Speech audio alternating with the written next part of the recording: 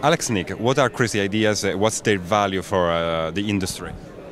So I think one of the things we have in Silicon Valley that happens in very, very few other places is that we have a network of people who are willing to fund crazy ideas.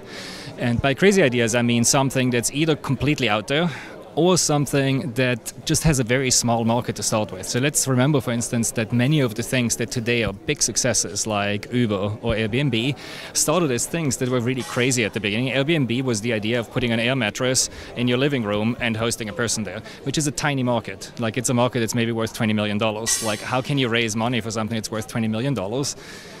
Well, you slowly, like, first of all, you have to get some people that believe in you, that believe in your crazy idea, your crazy niche idea. And then the second thing is, like, you have to drive it towards big markets. And then the ideas become much less crazy. The innovation reduces drastically in scope, and you're becoming a mainstream business. And that's when a whole new set of problems start. During your speech here in Capri between 2014, you were talking about the fact that normal rules of the industry doesn't apply to tech companies. Why and? So I didn't say they shouldn't apply to tech companies, but I'm saying is we've had this strange phenomenon in Silicon Valley, which I call technology exceptionalism.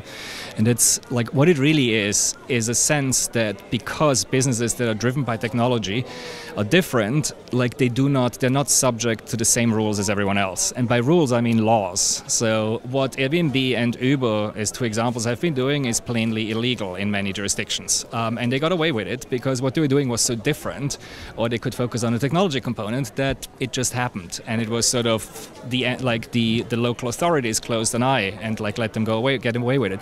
Now that's changing right now, and it sort of goes back to the first point I just made, which is it's changing because now they're becoming mainstream businesses, and as mainstream businesses they have enemies that are the businesses that they're trying to displace. Which then leads to the third topic of my conversation, which was, so what happens when these two clash? Like, as these become billion-dollar companies, which they are now, should they still have the benefit of technology exceptionalism? Should they still not be subject to the same rules as everyone else? Or how do we start changing the rules, and how do we make it a level playing field for everyone? Thank you very much. All right.